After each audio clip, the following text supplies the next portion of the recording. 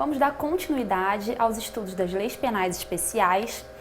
Mais especificamente, veremos hoje, se possível, vou tentar ser mais breve nos meus comentários, mas veremos a lei de racismo e também a lei antiterrorismo. A lei de racismo, que tem grande importância, até então não tinha grande incidência nos concursos públicos, mas é uma aposta em razão da dimensão dos eventos e acontecimentos sociais que nós temos visto, infelizmente. Já a lei antiterrorismo também não é uma lei de grande incidência, mas ela tem ali alguns dispositivos que aparecem mesmo em defensorias públicas estaduais, apesar de ser um crime de competência federal. Então é comum nós encontrarmos essa lei também nos editais das defensorias públicas estaduais. Então, sem mais delongas, passemos à análise então da Lei 7.716 de 1989, que é aquela que define os crimes resultantes de preconceito, de raça ou de cor. Essa, pelo menos, era a intenção inicial da lei lá em 1989. Bom, a lei antirracismo, ela surge ali logo após a promulgação da Constituição e não à toa, né? Porque a própria Constituição, ela em várias passagens do seu texto, ela demonstra essa preocupação com o racismo.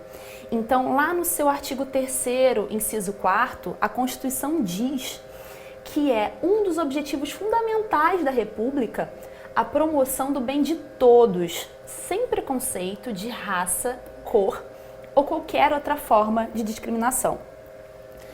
Ainda no seu artigo 4º, inciso 8º, ela diz lá, entre os princípios que regem, né, tá errado aqui, que regem o Brasil nas suas relações internacionais, está o repúdio ao terrorismo e ao racismo. Além dessas previsões mais genéricas ali, colocando então como fundamento, como objetivo da República Federativa do Brasil o fim do preconceito e o fim do racismo, que é mais amplo do que o preconceito, vem então no artigo 5º, inciso 42, um mandado expresso de criminalização do racismo. Diz lá que a prática de racismo constitui crime nos termos da lei, já que determinando então a existência de uma lei que esmiúce, que regulamente esse dispositivo, e que ele será inafiançável e imprescritível.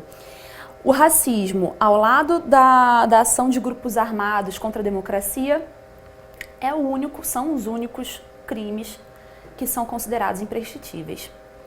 É importante notar que aqui há a vedação à fiança, mas entende-se que isso não obsta a concessão da liberdade provisória, que pode ser concedida com ou sem fiança. Ainda destaco que o racismo não está inserido no rol de crimes hediondos e, por isso, admitiria em tese anistia, graça e indulto, mas não é comum ser encontrado esses benefícios, ser encontrado tal previsão nos decretos presidenciais. Bom, assim como nós vimos até agora, né, outras leis penais especiais, a lei antirracismo ela também encontra ali um cunho, uma inspiração no direito internacional. Nós temos então a Convenção Internacional sobre a Eliminação de todas as formas de discriminação racial. Essa é uma convenção de 1965, muito inspirada também nos eventos mundiais, na Segunda Guerra Mundial e tudo que o racismo e a ideologia de superioridade de raça acabou por impulsionar naquela época, né, todas as atrocidades do racismo que a gente bem conhece. E essa convenção ela foi internalizada, então, em 1969, e lá nós podemos encontrar um conceito mínimo de racismo, um conceito que pode servir também para a nossa análise aqui dos tipos penais que encontraremos ao longo dessa lei. De acordo, então, com a Convenção Internacional sobre a Eliminação de todas as formas de discriminação, a expressão discriminação racial significará qualquer distinção, e essa forma livre da discriminação, ela se reproduz também na lei nacional, exclusão, restrição ou preferência baseada em raça, cor, descendência ou origem nacional ou étnica, e que tenha por objetivo o efeito de anular, restringir o reconhecimento, o gozo, o exercício num mesmo plano de igualdade, direitos humanos e liberdades fundamentais, seja no domínio político, econômico, social, cultural ou qualquer outro domínio da vida pública. Vejam então que a ideia de discriminação racial e mais ainda a ideia de racismo, ela vai muito além da ideia de preconceito por si só. O preconceito seria mais aquela ideia de concepções pré-existentes sobre determinado grupo de pessoas, sobre determinada pessoa, sem que você a conheça. E é indicada como uma visão muito individualista do racismo, como algo, um fenômeno muito isolado, já que seria ali uma ideia em relação a determinado indivíduo, uma ideia, por exemplo, de que baianos são preguiçosos, de que negros são dados à criminalidade, essa aqui por último, já mais geral. Mas o que a gente observa é que preconceito, normalmente, parte de uma concepção individual. É aquilo que a gente se aproxima até mais de uma injúria do que uma discriminação generalizada que pretenda, como dito aqui, anular ou restringir o reconhecimento de direitos. Uma situação que configure racismo é muito mais grave, então, do que um mero preconceito, do que uma mera ideia preconcebida. O racismo, de acordo com o autor Silvio Almeida, é uma ideologia que prega a superioridade de raças, abrangendo comportamentos discriminatórios, disposições estruturais e práticas institucionalizadas. É muito importante deixar claro que o racismo vai além, então, de uma mera ideologia, de uma mera ideia. Ele também comporta ali estruturas e práticas institucionalizadas. E esses pontos são muito importantes para que a gente entenda o racismo para além, então, de uma concepção individual. É muito comum a gente ouvir críticas a uma concepção estrutural do racismo sob o argumento de que, olha, mas todos somos iguais, eu não tenho nenhum tipo de preconceito, eu não acho que a sociedade toda seja racista. Se determinada pessoa foi preconceituosa, ela que deve ser punida, não há por que reclamarmos uma responsabilidade de toda a sociedade. Só que essa concepção individualista do racismo, ele na verdade tenta diminuir as suas consequências e diminuir o seu âmbito de atuação e a sua gravidade. Então o autor critica essa perspectiva, pois ausente na sua análise todo o contexto histórico e as reflexões sobre os reais efeitos da discriminação para a sociedade. Então não basta a gente olhar para o racismo como algo que seja, não, é só a prática daquela pessoa ali que agrediu a outra, que foi preconceituosa, mas a sociedade como um todo não é, negando então tudo que a gente vê através das estatísticas, seja da violência, seja em relação à diferença salarial, seja em relação à diferença de escolaridade, tentando negar toda essa estrutura que existe. Então o autor traz duas concepções diferentes ali do racismo, que é o racismo institucional e o racismo estrutural. Essas questões são muito importantes porque a tendência maior de cair o tema é justamente olhando ali para a sua amplitude, olhando ali para os seus conceitos modernos, porque, como veremos, o racismo vai muito além de um preconceito de raça e a concepção de raça também foi completamente alterada ao longo dos tempos. Pois bem, o racismo institucional, de acordo com o autor, ele diz respeito aos efeitos causados pelo próprio modo de funcionamento de determinadas instituições que concedem ou mantêm privilégios a determinados grupos de acordo com a sua raça. Ele observa que as instituições elas mantêm normas e padrões que materializam no seu dia a dia, no seu interior, as determinações trazidas lá da vida social, contribuindo para que se mantenha a hegemonia de determinados grupos. Então, o que o autor observa é, dentro das instituições, são reproduzidas relações de poder que mantém ali aqueles privilégios e mantém uma determinada raça tida como superior numa posição de hegemonia. Por sua vez, o racismo estrutural, de acordo com o autor, também deriva da ordem social estabelecida, pois ela decorre da própria estrutura da sociedade, que normaliza e concebe como verdade regras baseadas em princípios discriminatórios de raça.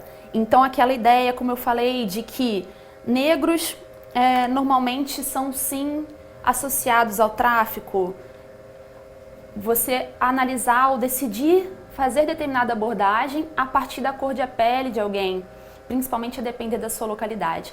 A gente veio comentando aqui, né, ao analisar, por exemplo, a lei de drogas, sobre o quanto esse racismo estrutural já incutido nas instituições, nos órgãos de segurança pública, acabam refletindo numa seletividade penal.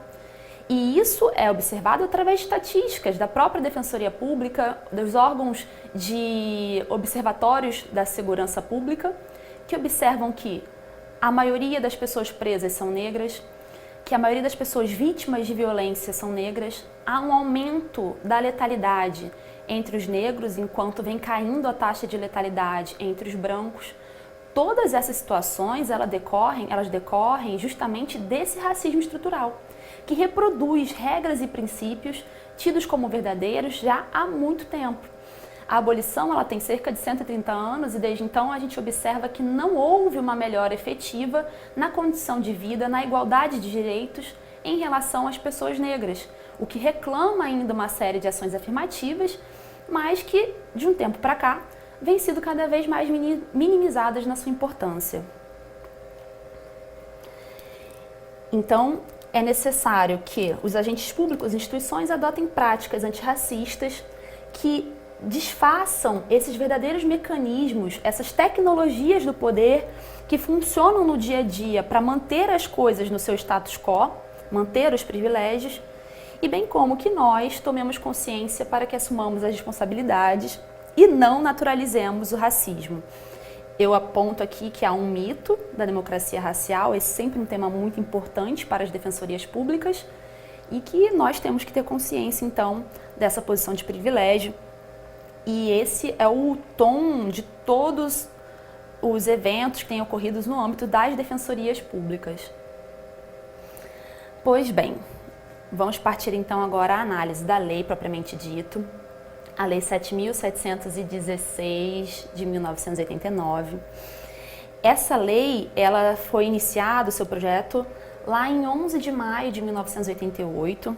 Já havia Constituinte, mas ainda não estava promulgada a Constituição. E quando se fazia então 100 anos da abolição.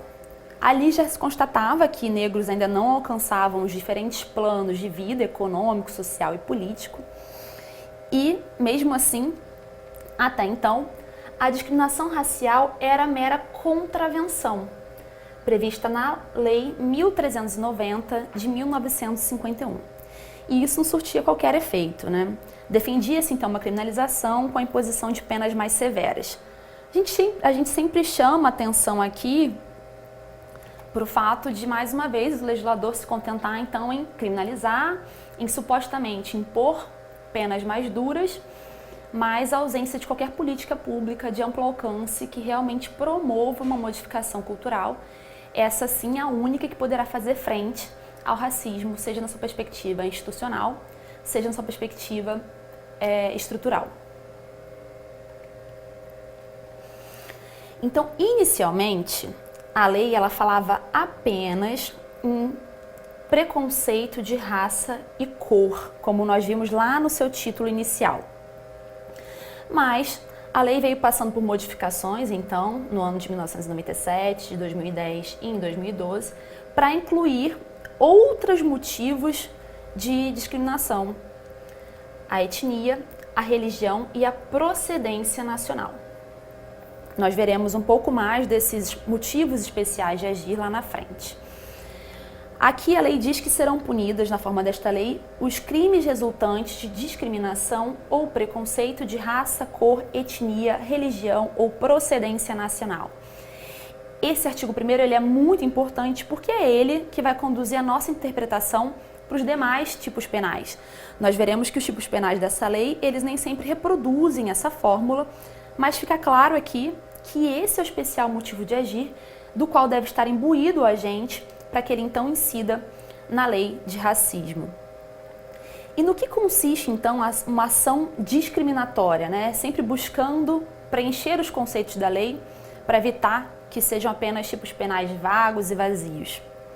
A ação discriminatória, de acordo com a doutrina, consiste na negação dos princípios de igualdade, do pluralismo, mediante a imposição de restrições ou exigências desarrazoadas, como também pelo não reconhecimento ou aniquilamento das diferenças.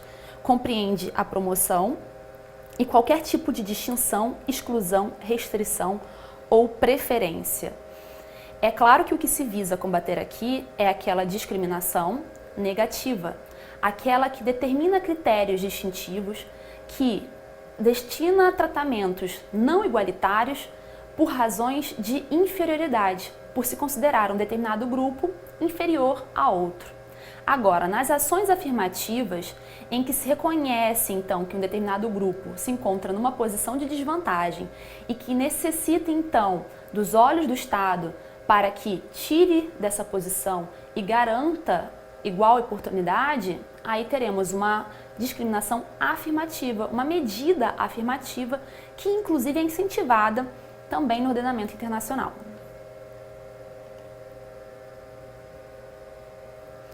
Bom, e o que seria então raça?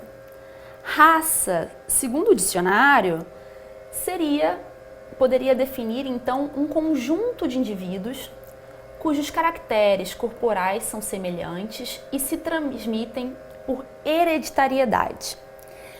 Esse conceito de raça, então, seria aquela ideia de que, olha, determinado grupo de pessoas compartilham os mesmos genes e por isso devem ser identificadas como uma raça igual. Só que os estudos sobre o genoma humano, a biologia como um todo, a ciência, evoluiu e hoje se percebe que, assim como pessoas brancas não compartilham assim genes sempre muito parecidos, pelo contrário, há uma diversidade muito grande no genoma humano, também pessoas negras, também pessoas caucasianas, também pessoas da Mongólia, todas essas diferentes etnias têm uma composição completamente diversa uma das outras, o que só afirma que, na verdade, somos todos seres humanos com uma diversidade enorme de combinação de genomas. A nossa formação bioquímica, ela não se difere uma da outra, talvez ali por uma existência de mais melanina em uma pessoa e menos em outra, mas todo mundo, ser humano, todo mundo igual frente à ciência e não teria porquê, pelo menos em tese, ser diferente perante a sociedade e perante o direito e o sistema jurídico. Mas o que se observa é, ainda que tenhamos constatado que não existe raça, só existe a raça humana, não existe uma secção entre essa raça, o que se observa é que há uma construção social de raça. E isso já se observava antes mesmo do Supremo Tribunal Federal fazer uma modificação desse conceito. O que se observa já há muito é que raça nada mais é do que uma construção política e histórica. Essa ideia ela foi levantada pela primeira vez no Judiciário Brasileiro, no HC 82424 do Rio Grande do Sul, que é justamente aquele caso Elvanger, que nós trataremos um pouco mais na frente, em que se destacou que não existe uma subdivisão na raça humana. Cientificamente, não existem distinções entre os homens, seja pela segmentação da pele, formato dos olhos, altura, pelos ou qualquer características físicas, visto que todos se qualificam como espécie humana. Não há, então, diferenças biológicas entre os seres humanos. Na essência, todos são iguais. Mas há, então, uma divisão dos seres humanos em raça que resulta de um processo histórico, diga-se de passagem, de conteúdo meramente político-social. E é desse pressuposto que parte o racismo, ou seja, a discriminação e o preconceito segregacionista. Então, é importante deixar claro, Não é que a gente esteja aqui reforçando a existência de uma raça, há essa compreensão que não existe propriamente uma divisão da raça humana, mas a verdade é que, em razão de um processo histórico muito longínquo, desde o colonialismo, da escravidão, também influenciado ali na época do nazismo, que promove essa divisão entre pessoas numa perspectiva política e social, e a partir dessa divisão promove uma série de práticas segregacionistas. O conceito de etnia também é um conceito maleável, ele pode ser definido como um agrupamento humano que possui uma estrutura familiar, econômica e social homogênea, e cuja unidade repousa na comunhão de língua cultural e de consciência grupal. Religião seria a crença ou culto praticado por determinado grupo social, a manifestação de crenças por meio de ensinamentos, cerimônias ou rituais próprios. Religião realmente é um conceito elástico e assim deve ser, porque existem diversas formas de religião e nenhuma delas pode ser discriminada, desacreditada, excluída dos seus direitos. A Constituição assegura o direito de crença a qualquer religião. E por último, nós temos lá no artigo 1º o conceito, a indicação da discriminação em razão da procedência nacional. Essa parte tem gerado ali uma certa divergência na doutrina e na jurisprudência, porque a lei, a princípio, é expressa, ela fala em procedência nacional. Estaria relacionado, então, a uma discriminação em razão da nacionalidade da vítima. Mas alguns doutrinadores, e nós já vemos também precedentes nos tribunais estaduais a respeito, têm acolhido também que configuraria o crime de racismo, lá do artigo 20, que nós veremos ao final, a conduta, por exemplo, de discriminar nordestinos. Então isso foi muito comum ali nas eleições de 2014, quando se atribuía então a vitória do Partido dos Trabalhadores aos nordestinos, acusando ali, a partir de uma visão que discordava da eleição, de que discordava da vitória, acusando que só teria acontecido em razão dos nordestinos, que não saberiam votar, que seriam corruptíveis. E nós temos aqui precedentes. O mais recente é este aqui, de São Paulo, de 2020, que considerou, então, que há crime de racismo. A defesa, no caso, alegava até ausência de dolo, dizendo que, na verdade, estava só exercendo seu direito à crítica, mas, de acordo com o desembargador, a reiteração e a agressividade das palavras eliminaram qualquer dúvida sobre o elemento subjetivo da conduta, que é justamente esse especial fim de discriminar, de segregar, de tornar subalterno, diminuir, que teria então ultrapassado por completo o âmbito lícito da crítica política assertiva ou de uma reação forte e ingressou no território ilícito da propagação de um discurso de ódio e menosprezo. Há uma certa mistura mesmo, uma imbricação entre o racismo e os discursos de ódio. Quando o discurso de ódio, ou seja, aquele que visa diminuir determinado grupo, que visa retirar-lhe a importância, retirar-lhe a voz, esse discurso, quando ele for então motivado por uma daquelas razões que nós vimos no artigo 1º da lei, pode sim configurar o crime de racismo, desde que esteja bem delimitado ali o seu elemento subjetivo, como veremos mais à frente. Bom, a lei, ela traz 13 tipos penais, todos eles tutelam a dignidade da pessoa humana e o direito à igualdade, ao pluralismo. Já não temos aqui um crime tão vago assim, Tem uma vítima aqui material. E não basta, como dito, a subsunção formal da conduta a um dos dispositivos. Nós veremos que os artigos trazem condutas muito estanques, então não basta ali que o sujeito impeça o ingresso de alguém num estabelecimento comercial. É necessário que ele o faça em razão de uma discriminação baseada na cor da pessoa, na sua religião ou na sua procedência nacional. Todos os dispositivos, então, devem ser interpretados juntamente com o artigo 1º, que traz esse especial motivo de agir, que é uma circunstância subjetiva que faz nascer ali aquela vontade de negar ou vedar o acesso a determinado direito. Todos os dispositivos, aliás, trazem essa ideia de exclusão, de restrição, de vedação ao acesso a um local ou a um direito por essas razões. São sempre crimes dolosos, de forma livre, não importa o meio, se foi com violência ou grave ameaça, ou se foi apenas um constrangimento, uma palavra de ordem. São formas livres, são formas igualmente admitidas para a configuração dos tipos que analisaremos. São unissubjetivos, não exigem ali um concurso de pessoas, admitem tentativa em regra, podem ser formal ou material, a depender do núcleo do tipo, e será sempre de ação pública incondicionada. Bom, aqui nesses dois artigos, o artigo 3º e o artigo 4º, nós encontramos os tipos penais mais comuns ali de vermos em prova, de vermos em discussões. No artigo 3º estaria a discriminação no serviço público. Então, quando o agente impede ou obsta o acesso de alguém devidamente habilitado, né, não pode ser a falta de habilitação ou motivação, a qualquer cargo da administração, direta ou indireta, bem como das concessionárias de serviços públicos.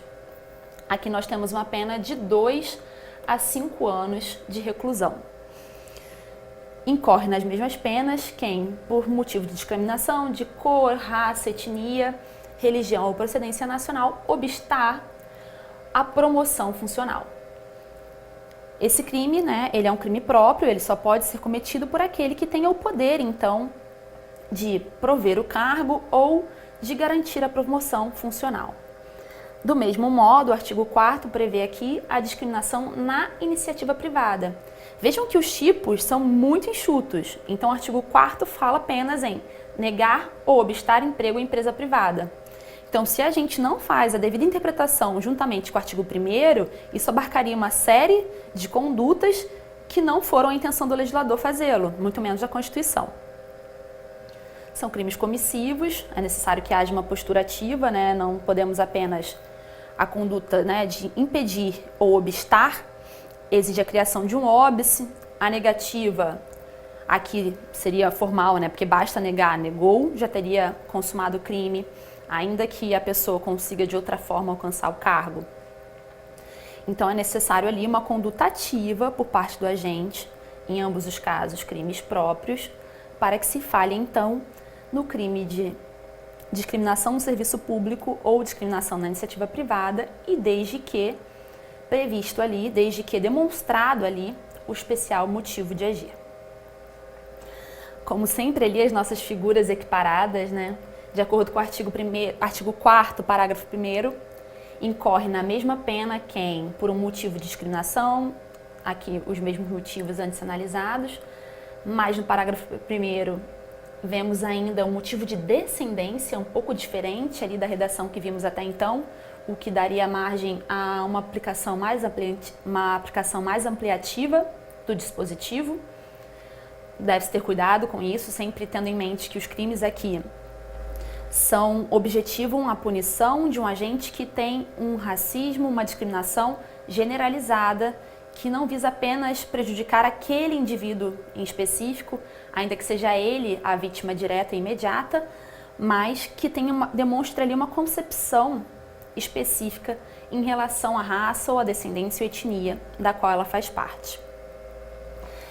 E então, aqui são figuras equiparadas, aquele que deixa de conceder os equipamentos necessários ao empregado, impede a sua ascensão funcional, tal qual vimos ali na iniciativa pública, no âmbito da administração pública, e que proporciona ao empregado um tratamento diferenciado no ambiente de trabalho, especialmente quanto ao salário.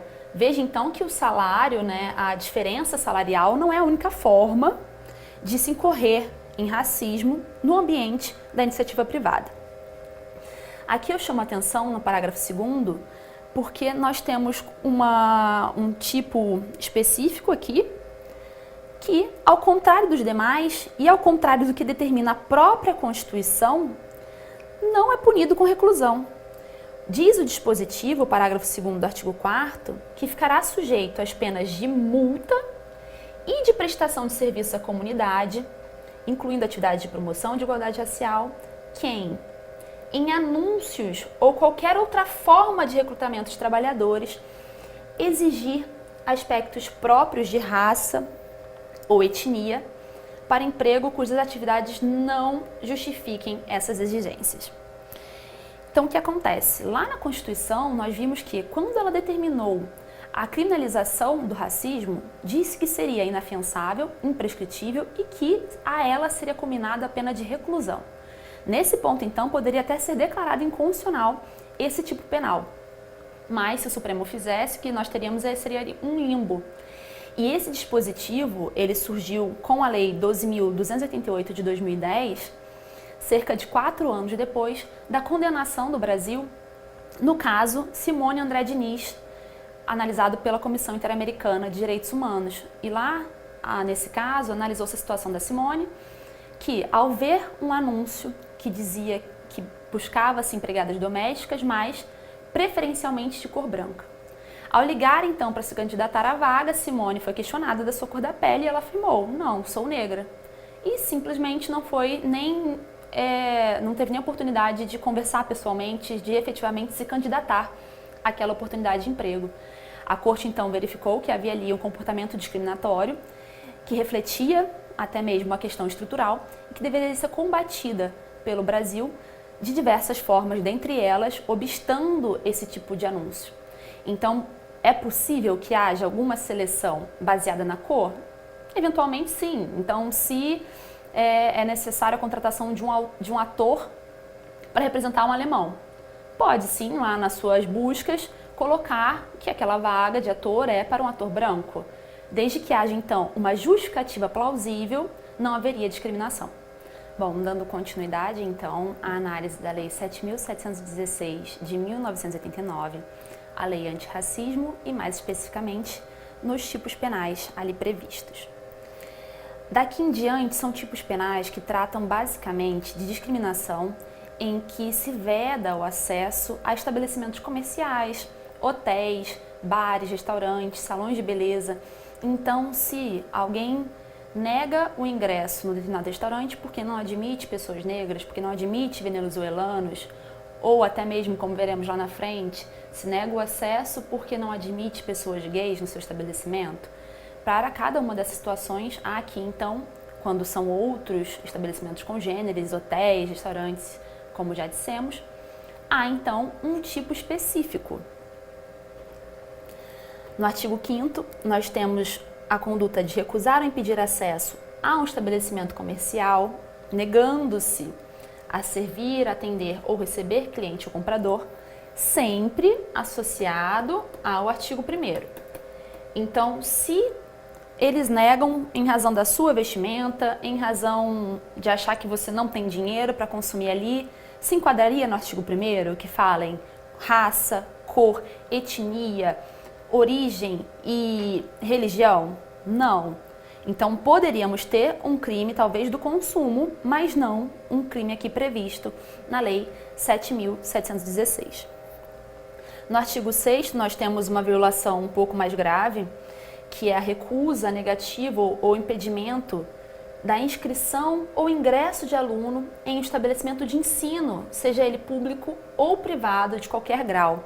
Diante da sua gravidade, nós vemos aqui que a pena é até maior. Nos crimes anteriores, nós tínhamos uma pena mínima de 2 a 5 anos. Aqui no artigo 6º, nós temos uma pena mínima de 3 a 5 anos. Enquanto nos outros tipos relacionados ao consumo, na maioria das vezes, haverá uma pena mínima de 1 ano, que inclusive admite ali a suspensão condicional do processo na forma do artigo 89 da Lei 9.099. No parágrafo único, nós encontramos uma causa de aumento, né? Apesar de falar gravado aqui, há uma causa de aumento que vai incidir na terceira fase da dosimetria, relacionada então à idade da vítima. No artigo 7º, nós vemos aqui a recusa ao acesso à hospedagem, hotel, pensão, estalagem ou qualquer estabelecimento similar, utilizando aqui então daquela técnica de estabelecer uma expressão genérica para que o operador do direito enquadre melhor a sua aplicação. No artigo 8º, impedir o acesso ou recusar atendimento em restaurantes, bares, confeitarias ou locais semelhantes abertos ao público, também aqui de 1 a 3 anos. No artigo 9º, impedir o acesso ou recusar atendimento em estabelecimentos esportivos, então, se é vedado o acesso a determinada academia a pessoas de religião de matiz africana, ou veda-se o acesso às pessoas a clubes sociais que, em regra, são abertos ao público. Haveria, então, um crime do artigo 9º. No artigo 10, a conduta de impedir o acesso ou recusar atendimento em salões de cabeleireiro, como a gente comentou. Então, eu não trato de forma alguma cabelos negros, porque acho que não merece o meu tratamento. Ali estaria, então, designada, evidente, uma motivação decorrente da raça que autorizaria a aplicação do crime aqui previsto no artigo 10. No artigo 11, temos a conduta de impedir o acesso às entradas sociais em edifícios públicos ou residenciais e elevadores ou escada de acesso aos mesmos. Lembrando sempre, olha, se há no prédio uma divisão entre a entrada social e a entrada de moradores e que não há ali, claro, que apenas os empregados negros vão nesse elevador ou apenas empregados evangélicos vão nesse elevador. Se não há essa distinção, esse tratamento discriminatório evidente, nós não conseguiríamos preencher, então, aquele especial motivo de agir. A separação é odiosa, é moralmente questionável? É, mas crime aqui da Lei 7.716, não. No artigo 12, nós temos o impedimento do acesso ou uso de transportes públicos, então obsta-se o direito ao transporte público, como aviões, navios, barcas, ônibus, trens, metrô. Então, qualquer tipo de tratamento discriminatório quanto a esses meios de transporte também configura o crime. No artigo 3º, nós temos aqui a conduta de obstar o acesso a forças armadas, também com uma pena mínima um pouco mais elevada do que as demais, já que faz parte é necessário que o próprio poder público, dê esse exemplo, não faça qualquer distinção no momento do recrutamento, que deveria seguir um processo seletivo objetivo. E no artigo 14, impedir ou obstar por qualquer meio ou forma o casamento ou convivência familiar e social. Pena de 2 a 4 anos. Esse dispositivo ele ganha um especial interesse, principalmente agora que conhecemos da interpretação do Supremo Tribunal Federal, que veremos um pouco mais à frente, segundo a qual não pode haver qualquer tipo de discriminação baseada na homofobia ou na transfobia. Então, se um determinado, não necessariamente ali um determinado líder religioso, porque o líder religioso ele pode sim estabelecer condições como a frequência, a participação de determinado curso. Então, há toda uma estrutura daquela religião que pode automaticamente excluir aqueles que não fazem parte dela da sua celebração. Mas, e aqui especificamente, quanto o casamento civil, não poderia, então, o dirigente, o tabelião de um cartório, simplesmente dizer, não, aqui no meu cartório não vai acontecer o casamento gay, porque eu acho que essas pessoas não têm o direito de se casar, elas devem separar, elas não podem ser felizes. E ali, evidente, então, mais uma vez, um intuito de tornar aquele grupo inferior, de tornar aquele grupo excluído da sociedade e alijá-lo dos seus direitos, que é o direito à autonomia, o direito ao amor e o direito à felicidade. Bom, aqui no artigo 20, nós temos o tipo penal mais importante que realmente demanda ali alguma análise da nossa parte. Nesse tipo penal, ele é bastante abstrato, ele abarca a conduta de prática, induzimento ou incitação à discriminação. É um tipo especial em relação lá ao crime de incitação do artigo 286 do CP. E diferente dos demais, ele não trata agora de um acesso a um direito específico, ele não tem como sujeito passivo exclusivamente aquela pessoa ali que foi excluída do serviço ou do seu direito. Aqui nós temos que ter uma manifestação preconceituosa generalizada. uma prática de discriminação geral a um determinado grupo. Então, assim, pode ser que a sua ofensa, que a ofensa do agente, do sujeito ativo, seja direcionada na prática a uma pessoa específica, mas que por meio daquela ofensa é necessário que ele não vise apenas atingir a honra subjetiva daquele sujeito. Por quê? Se ele visar apenas ofender aquele sujeito específico, então falar, seu preto safado, ou seu evangélico burro, se é uma ofensa dirigida a um destinatário específico e limitado ali àquele contexto, teríamos então o crime de injúria racial, prevista lá no artigo 140, parágrafo 3º do Código Penal. Aqui no artigo 20 é necessário que a conduta transcenda então aquele contexto, que se demonstre uma visão discriminatória, uma visão inferiorizante de determinado grupo. Então é quando a gente fala, os pretos não merecem, os pretos são entendeu?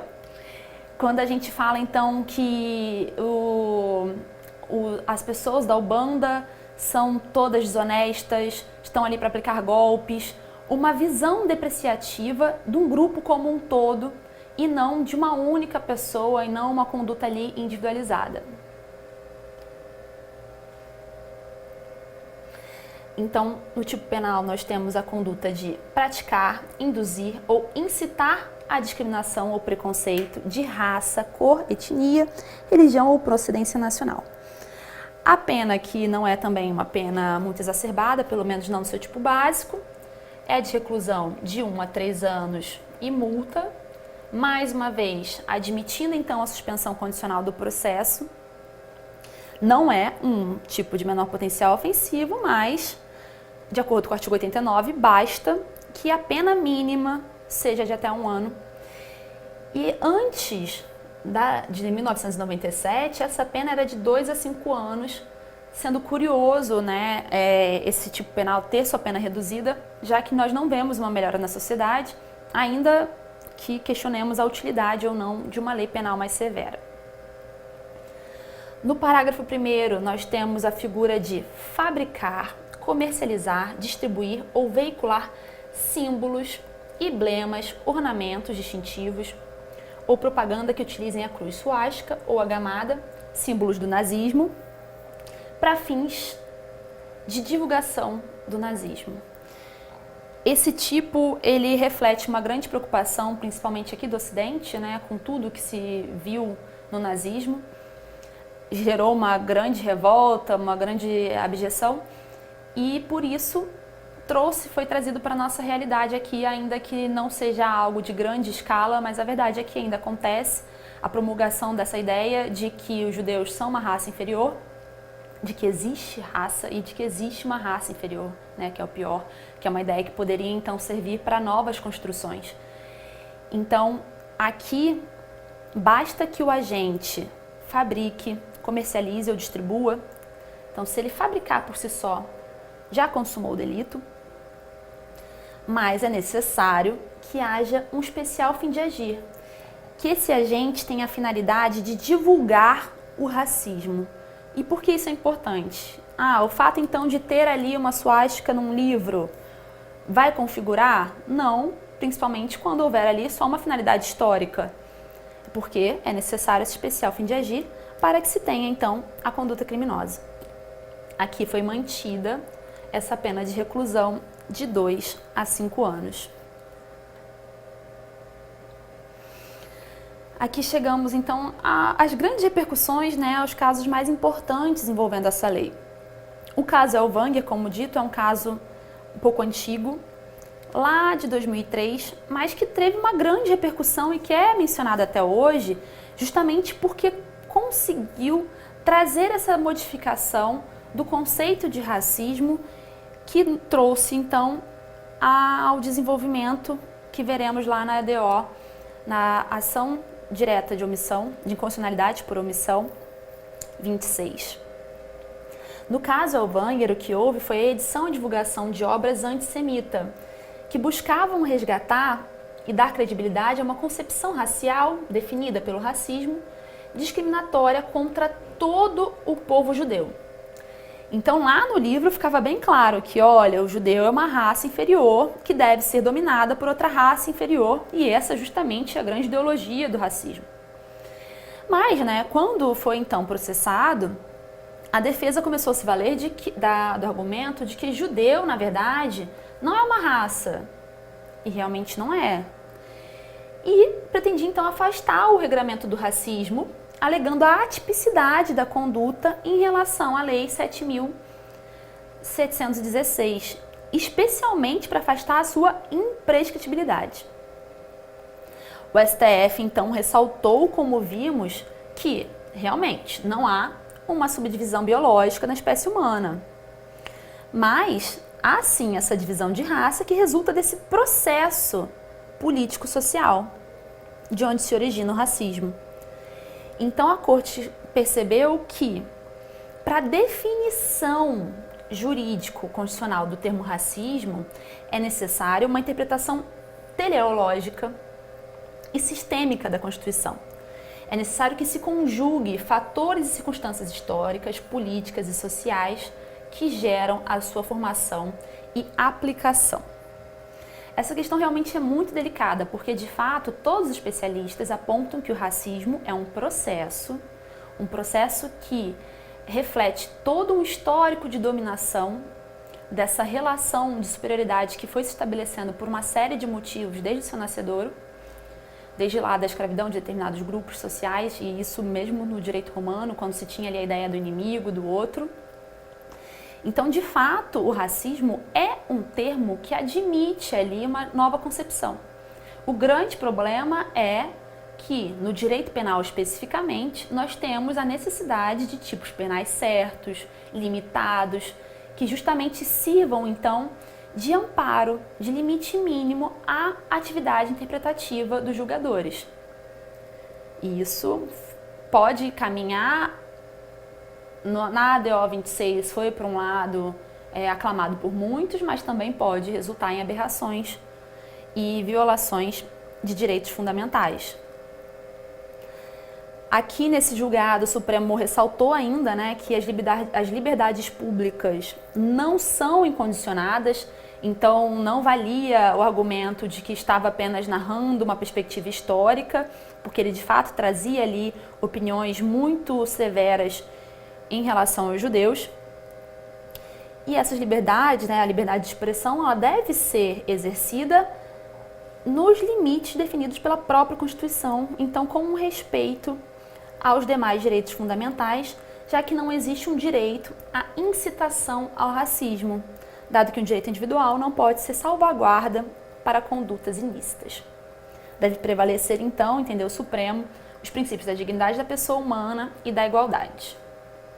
Bom, como bem apontado por Nutt, né, sempre que ele trazia esse julgado, ele já reclamava então que o caso Ellwanger abria um precedente para que o termo de racismo seja um gênero do qual se espelham as demais espécies de preconceito e discriminação, inclusive a orientação sexual.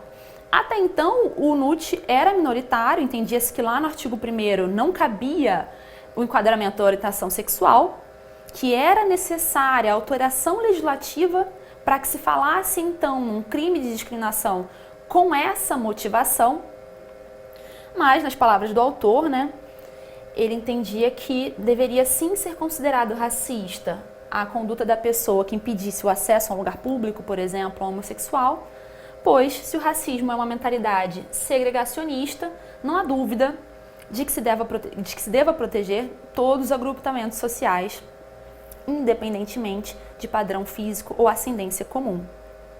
Mais uma vez, o raciocínio é correto, só que a gente tem um princípio mais caro aqui, que é o princípio da legalidade, da anterioridade e da taxatividade penal. Numa prova, infelizmente, a gente tem que conhecer também o entendimento do examinador. Numa banca de direitos humanos, é muito provável que seja exaltado a interpretação do Supremo Tribunal Federal, que nós veremos adiante. Mas numa banca de direito penal, é mais provável que o seu examinador tenha um apego aos princípios básicos do direito penal, que funcionam como grandes limitadores do direito punir do Estado e por isso são tão caros à sociedade.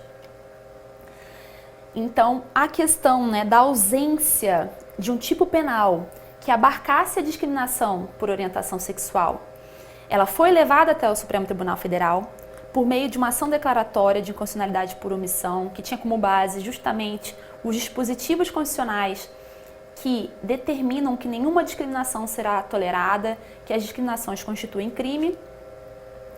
Foi feita essa ADO e também o mandado de injunção. E o STF, sob o argumento de que o Poder Judiciário, para além de cientificar ali o Congresso Nacional de sua mora, tem o papel de tornar efetiva a proteção dos direitos humanos e direitos fundamentais e a própria reação do Estado na prevenção e repressão dos atos de preconceito ou discriminação contra pessoas integrantes de grupos vulneráveis em geral. Então, aqui o STF adotou uma postura completamente ativista, entendendo que, olha, não basta, então, como era normal e corriqueiro, numa ação direta de constitucionalidade por omissão, eu simplesmente cutucar ali o ombro do legislador. É possível e necessário, na concepção do Supremo, que o Poder Judiciário amplie, então, o alcance de tipos penais já existentes para abarcar condutas que não estavam ali. De acordo com o STF, no caso, né, essa interpretação ela valeria até que se editasse uma lei e afirmou que não haveria ali uma analogia em malam partem, que haveria apenas uma interpretação conforme a Constituição, naquela perspectiva sistêmica que nós vimos lá atrás, no caso Elvanger, de que é necessário, então, para compor o alcance do tipo penal, ter em mente outros fatores da Constituição. Eu repito, o resultado pode ser considerado positivo, mas é um caminho muito perigoso. Então, o STF afirmou que o conceito de racismo, compreendido em sua dimensão social, então é aqui que surge, né, a ideia de racismo social, projeta-se para além de aspectos estritamente biológicos ou fenóticos, pois resulta, enquanto uma manifestação de poder, esse é sempre um elemento essencial para a verificação do racismo, de uma construção de índole histórico-cultural, motivada pelo objetivo de justificar desigualdade e destinada ao controle ideológico, à dominação política e à subjugação social e à negação de alteridade, na verdade de autonomia, da dignidade e da humanidade daqueles que, por integrar um grupo vulnerável, no caso LGBTI+, e por não pertencerem ao estamento que detém a posição de hegemonia, são considerados estranhos, diferentes, degradados, relegados então a essa condição de marginal do ordenamento jurídico e impostos em consequência a uma odiosa inferiorização e perversa estigmatização. Esse julgado ele é muito útil para que a gente entenda o que é o racismo, essa situação geral de exclusão dos sistemas de proteção de direito, que essa é uma ideia indispensável para que se compreenda os crimes aqui. Foi questionado também se a criminalização da homotransfobia não restringiria ou limitaria o exercício de liberdade religiosa. O Supremo diz sempre, olha, é possível o proselitismo, é possível tentar ali angariar novos fiéis, falando até mesmo, se é o que a religião prega, em cura, mas nenhuma dessas manifestações podem configurar o discurso de ódio, assim entendida como aquelas exteriorizações que incitam à discriminação, à hostilidade ou à violência contra as pessoas em razão de sua orientação sexual ou identidade de gênero. Então, o religioso, ele pode falar, olha, convidemos então os seus irmãos para conhecer o nosso culto, vamos mostrar a eles que esse não é o propósito de Deus. Essa é a crença difundida ali naquela religião. O que não pode é, olha, venham então, tragam seu irmão à força e nós vamos aqui submetê-lo a um tratamento vexatório, a uma tentativa ali de exorcização e ali submeter uma pessoa a um tratamento degradante e discriminatório e dizer que, olha, temos que trazer todos, senão eles serão todos relegados ao inferno e devemos até agredi-los se for necessário e segregá-los se for necessário, até forçá-los a então aderir à nossa religião. Veja então a diferença de gravidade da postura. Uma conduta é apenas uma propagação da crença, a outra conduta é um discurso que incita à discriminação, que incita à segregação e à violência. Lembrando sempre que é necessário, então, que fique demonstrada essa finalidade de repressão, de dominação, de supressão e eliminação. Sem isso, não estará preenchido o tipo penal. Essa seria uma das grandes diferenças, então, entre o tipo penal aqui visto, o artigo 20, e a injúria racial, que normalmente é direcionada a uma única pessoa, visando atingir determinada honra subjetiva, diminuir a autonomia, a autoestima de determinada pessoa, e não ali toda essa perspectiva generalizante em relação a um grupo. Aqui faço menção apenas para o conhecimento dos senhores, que no HC 154.248 STF analisará, então, se esse crime de injúria racial também seria imprescritível. Já há posicionamento da STJ nesse sentido, que entende que essa qualificadora do parágrafo 3º, ela surgiu num contexto do crime de racismo, como se fosse um complemento, e que seguiria, então, o mesmo tratamento. É uma interpretação ampliativa da Constituição, de um instituto que é muito caro ao indivíduo, que é a prescrição, né? É a proibição de que o Estado mantenha sobre si uma pretensão acusatória por tempo indefinido. Então, olhamos isso também com uma certa preocupação. Aqui, no parágrafo 2º do artigo 20 ainda, tá? Nós encontramos aqui um tipo qualificado para quando qualquer dos crimes previstos no caput do artigo 20, que tinha uma pena lá de 1 a 3 anos, salvo engano, for cometido por intermédio dos meios de comunicação social, então quando for cometido por meio de Facebook, Instagram ou uma publicação de qualquer natureza, pode ser revista, jornal, sites, haveria então uma forma qualificada cuja pena é de 2 a 5 anos e multa. O parágrafo 3º traz então condutas que podem ser tomadas pelo juiz desde já para fazer cessar essa violação de direitos. Ele poderá, então, ouvir do Ministério Público ou a pedido deste, ainda que antes do inquérito policial, veja, determinar o recolhimento imediato ou a busca e apreensão dos exemplares, a cessação das respectivas transmissões, quando radiofônicas, televisivas ou eletrônicas, a interdição das mensagens ou páginas de informação na rede mundial. Ainda que haja ali, né, um excesso de poder ao juiz, mesmo quando se quer iniciado um inquérito policial, certo é que também há um interesse social em agir, em que se haja de forma preventiva, recolhendo então ou ao menos suspendendo as publicações que poderão ser restabelecidas caso se verifiquem que sejam regulares. Aqui, veja, é diferente daquela ideia, então, de biografias não autorizadas. Você está apenas contando, então, a história de uma pessoa, ainda que sem autorização dela, e tentam obstar essa circulação. Isso seria censura. Quando estamos diante de uma conduta racista, a coisa já muda de figura, não é apenas ali, então, a demonstração da história de determinada pessoa. Uma perspectiva racista, ela está ofendendo um grupo generalizado e disseminando uma ideia que é extremamente combatida pela própria Constituição.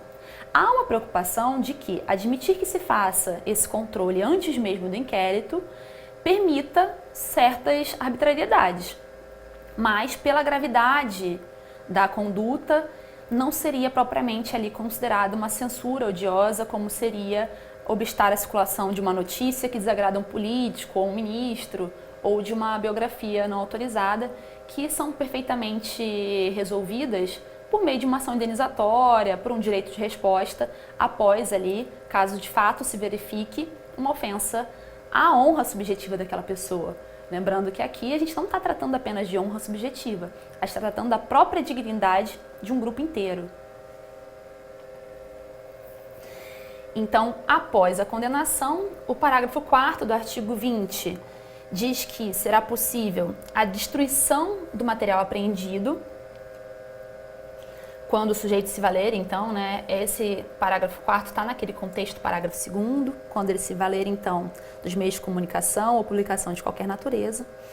Além disso, nós encontramos outros efeitos da condenação no artigo 16 da Lei 7.716, que seria a perda do cargo ou função pública para o servidor público, sempre lembrando que é necessária uma relação mínima entre a conduta e o cargo público desempenhado, seja que ele estava na condição, no exercício da sua função, seja porque se valeu da sua função para praticar determinado ato, bem como a suspensão do funcionamento do estabelecimento particular por prazo não superior a 3 meses, principalmente naquelas condutas lá que vimos no artigo 3º ao artigo 14, que tratavam ali do impedimento ao acesso a determinados estabelecimentos.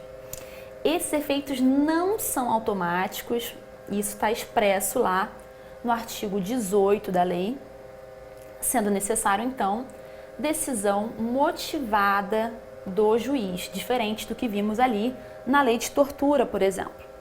A competência em regra é da Justiça Estadual, com exceção apenas quando estivermos diante de fato praticado pela rede mundial de computadores e houver a possibilidade de acesso no exterior. Nesse caso, então, caracterizada a transnacionalidade e considerando que, como vimos lá no início, existe uma convenção em que o Brasil se obrigou a prevenir esse tipo de crime, atrairia a competência da Justiça Federal. Tem precedente do STJ e do STF, e no precedente do STJ, em que ele deixa claro, então, a necessidade, né, de que haja essa possibilidade de acesso no exterior, isso aqui é indispensável para a própria transnacionalidade, exigida, por sua vez, no artigo 109, inciso 5 da Constituição, e mais, deixa claro que basta a possibilidade, não é necessário, então, o efetivo acesso no exterior. Terminamos, assim, a lei de racismo e no próximo bloco veremos, então, a lei antiterrorismo. Até lá!